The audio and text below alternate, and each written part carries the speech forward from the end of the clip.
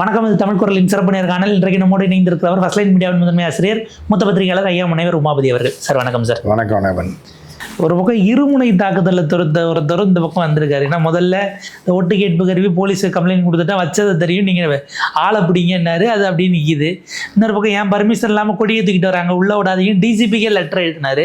இது ரெண்டும் அப்படியே நிற்கும் போது முதலமைச்சருக்கு ஃபோனில் பேசி நலன் விசாரிக்கிறாருன்னா ராமதாஸ் அவர்களுடைய அந்த பழுத்த அனுபவத்தை ராமதாஸ் வந்து திடீர்னு பார்த்தா இன்னைக்கு கவுண்டி மேட்ச்லாம் ஆடுவாங்க அந்த காலத்தில்.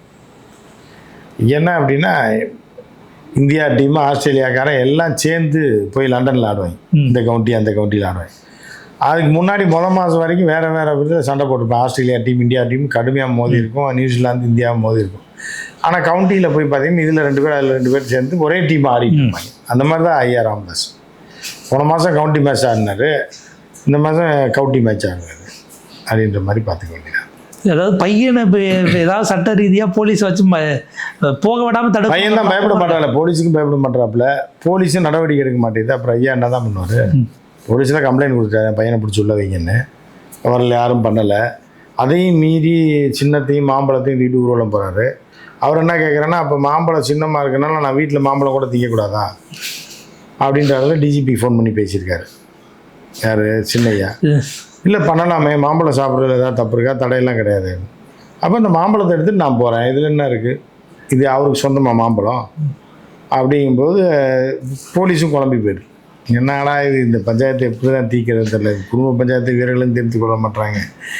யாரோ போனாங்க, அந்த லொக் ஆசிரியர் எல்லாமே போனாங்க, இவங்களாலையும் தீர்க்க முடியல. கடைசியில் டிஜிபி நம்ம தலையில் வந்து ஏன் நீங்கள் போடுற சண்டைக்கு நான் என்னையா பண்ணுவேன், நீ மாம்பழத்தை வச்சுக்க கூடாதான்னு கேட்குறேன், மாம்பழத்தை வச்சுக்கலான்றீங்க, கொடியை தூக்கிட்டு போகிறாருன்றீங்க, மைக் வைக்கிறாருன்றீங்க. போலீஸில் கூட இப்படி உழவு பார்த்ததில்லை, உங்கள் குடும்பத்தில் இப்படி கேடு கட்ட வேலையை செஞ்சுட்டு இருக்கீங்க அப்படின்ட்டு சரி அதோட போக்கில் போட்டுன்னு பொறுமையாக விட்டுருக்கேன். இல்லை, அவங்க கடந்த தேர்தலில் 3 பேர்கிட்ட பேசி சில விஷயங்களை செஞ்சுட்டதாகவும் இருக்குல்ல. 2024 அதிமுக கூட வர்றேன்னு ஒரு இது, அதிமுக கூட போகாமல் இருக்க திமுகட்ட ஒரு அக்ரிமெண்ட்டு, இந்த பக்கம் பிஜேபி கூட போகிறதுக்கு ஒரு அக்ரிமெண்ட்னு பல 3 பக்கமும் சில விஷயங்களை செஞ்சுட்டாங்க அன்புமணி. அதில் எதுவும் ஐயாவுக்கே தெரியாது. ஆமாம், ஐயாவுக்கு தெரியாமல் பண்ணதுனால அதை நீங்கள் வாங்குறதோ பேசுகிறதோ தெரிஞ்சிருந்தா பரவாயில்ல, அதுக்கு தான் பார்க்குறாரு. நான் வளர்த்த கட்சி நீ எடுத்துகிட்டு போய் நீ அவன்கிட்ட அடகு வச்சு போய் வீட்டிலே இருக்காங்க பசங்க, ஏதாவது அம்மாவை தோடு கூட கொண்டு அடகு வச்சிட்டான்னு எவ்வளோ பெரிய தப்பாகும். திருட்டு தானே அது. ஸோ அந்த மாதிரி தான் இது. நீங்கள் அது அப்பா வச்சுருக்க கட்சி அவர் வளர்த்து இவ்வளோ தூரம் படிக்க வச்சு எல்லாம் பண்ணால் கூட கட்சி பத்திரத்தை கொண்டு போய் லெட்டர் பேடை திருடிட்டு போய் பொண்டாட்டியை எம்பி சீட்டில் நிற்க வைக்கிறேன்னு சொல்லி கையெழுத்து போகிறதெல்லாம் எவ்வளோ பெரிய தப்பு இது. கையெழுத்து வாங்கினது, அதுக்கப்புறம் ஹிந்தியில் பேசினது, அதற்கப்புறம் என்னென்னா அவர் வீட்டு சேருக்கடியிலே மைக்க வச்சது, எல்லாம் மிகப்பெரிய துரோகங்கள். 64 ஐட்டம் செஞ்சது அவருக்கே தெரியாமல் ஒரு வீட்லேயே சமைச்சிருக்காங்க அண்ணாமலைக்கு விருந்து வைக்க. இவ்வளோ தூரம் பண்ணும்போது இது எப்படி ஜீரணிக்க முடியும் அவரால்? அவரே இப்போ சைவமாக மாறிட்டார். அவர் வீட்டில் வந்து கோழியும் ஆடையும் வச்சு வறுத்து இது பண்ணி வேலைக்காரனை வச்சு எல்லாம் பண்ணி கடையில் மைக்கையும் வச்சுருந்துருக்கேன் பாருங்க. அந்த மாதிரி இவர்கள் நம்பி எப்படி அவர் வீட்டில் வாழ முடியும்? விஷம் வச்சுட்டா என்ன பண்ணுறது அப்படின்ற ஒரு பயம் அவருக்கு இருக்குது. ஸோ அந்த வகையில் தான் போயிட்டுருக்கு. பார்க்கலாம். ஏன்னா 2ஆக உடையும்னு நினைக்கிறேன். ராமதாஸ் வந்து இந்த பக்கம் வந்தார் அப்படின்னா அவருடைய திரைப்படம் ஒன்று ரெடி ஆகிட்டுருக்கு, அதை வச்சு ஏதோ ஒன்று பண்ணுவாங்க. ஏன்னா இப்போ தேர்தல் அன்புமணி பாஜக விட்டு வரப்போகிறது இல்லைங்கிறது முடிவாயிடுச்சு. இப்போ தேர்தல் ஆணையம் அங்கீகரிக்கப்பட்ட கட்சிகள் பட்டியல் ரிலீஸ் பண்ணும்போது சென்னையில் இருக்க அட்ரஸை தான் கொடுத்துருக்காங்க. அப்போ தைலாபுரத்தை தேர்தல் ஆணையம் ஏற்றுக்கலை. ராமதாஸ் அவர்கள் இப்போ பாஜகவை எதிர்க்கக்கூடிய இடத்துக்கு இப்போ பாஜகவே தள்ளுதுன்னு பார்க்க வேண்டியிருக்கா அன்புமணி கையில் கட்சி? ஆமாம். இப்போ ராமதாஸ் அந்த பக்கம் பாயிற மாதிரி இருக்காருங்கும் போது பையனை வந்து அவரோட பாலிடிக்ஸ் வேறு, யாரோட சேர்றேன்னு சொல்லாமல் கடைசியாக எலெக்ஷன் அறிவிக்கிற நேரத்துக்கு வந்துட்டா அதுக்கப்புறம் நீங்கள் எலெக்ஷன் கமிஷனுக்கெல்லாம் போக முடியாது, தீர்ப்பு சொல்ல முடியாதுல்ல, அப்போ வச்சுக்கலான்டா ஆப்புன்னு அவர் நினைக்கிறாரு. இவர்கள் ஸ்மெல் பண்ணி மகன் என்ன போய் சொல்கிறாருன்னா, எங்கள் அப்பா டேஞ்சரானவர், கடைசி வரைக்கும் இழுத்து கொண்டு போய் திமுகவில் சேர்ந்துட்டாருன்னா நீங்கள் வேஸ்ட்டாக போயிடும், அதனால் கட்சியை என் பேரில் கொடுத்துருங்க, நான் உங்களோட கூட்டணி போட்டுறேன், அவர் எக்கெடுக்கிட்ட போட்டு கழட்டி விட்டுருவோம், தைலாபுரத்தோடு அவர் ஊர்லேயே கிடக்கட்டும் அப்படி விட்டுருவோன்றாரு. பிஜேபிக்காரங்க கொஞ்சம் கொஞ்சமாக சரி தம்பி சொல்கிறது நியாயமாக தான் இருக்குது அப்படின்ட்டு முதல்ல அட்ரஸ் அங்கீகரிப்போம். ரியாக்ஷன் என்ன வருது, பயப்படுறாரா, அலறாரா, இல்லை நானும் பிஜேபிக்கு வந்துடுறேன்றாரா, இல்லை எதிர்க்கிறாரான்னு பார்த்துட்டு அடுத்த கட்டமான நடவடிக்கை மேற்கொள்ளலாம். ஏன்னா போன 16 பஞ்சாயத்துக்காரங்களே ஒரு திரும்ப அனுப்பிவிட்டு யார் யாரெல்லாம் வந்தாங்கன்னு வேற சொல்லிட்டாரு. அதான் பழகரப்ப என்னோட தொலைபேசியில் பேசினார், இவர் குருமூர்த்தி வந்தார், செய்தி துரைசாமி போனார், எல்லாத்தையும் போட்டு 16 பேர் வந்தாங்கன்றதையும் சொல்லிட்டாரு. அவர் பாஜகவுக்கு போகிறதுக்கு இப்போ தயாராக இல்லை. பாஜகவுக்கு போகிறதுக்கு அவர் தயாராக இல்லை. அதனால் அவர் வேறு ஏதாவது கூட்டணி மாதிரி ஏதாவது ஒரு வேலையை பார்க்கலாம். அன்புமணி கட்டாயம் திகார் ஜெயில் தான் போகலன்னா, அதனால் அவர் போய் ஆகணுன்ற நிர்பந்தத்தில் தான் அவர் இருக்கார்.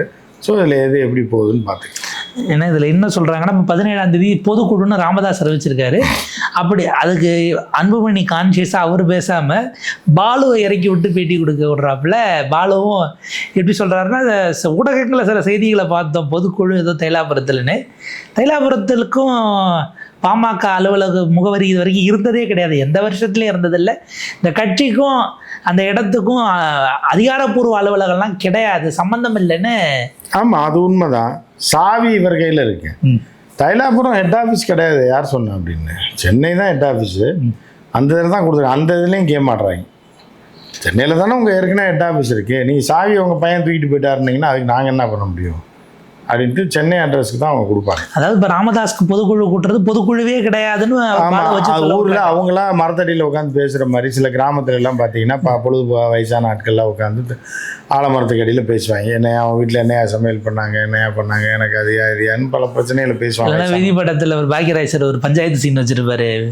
விதி படத்துல உட்காந்துட்டு ஒரு பத்தினி பேரை சொல்லுங்க, பத்தினி அந்த மாதிரி தள்ளி விட்டாங்க. வயசானவங்களாம் உட்காந்து பண்ணுங்க, கட்சியை நாங்கள் பார்த்துக்கிறோம், தைலாபுரம் தோட்டத்தை நீங்கள் பார்த்துக்கன்ற மாதிரி பிரிச்சிருக்காங்க.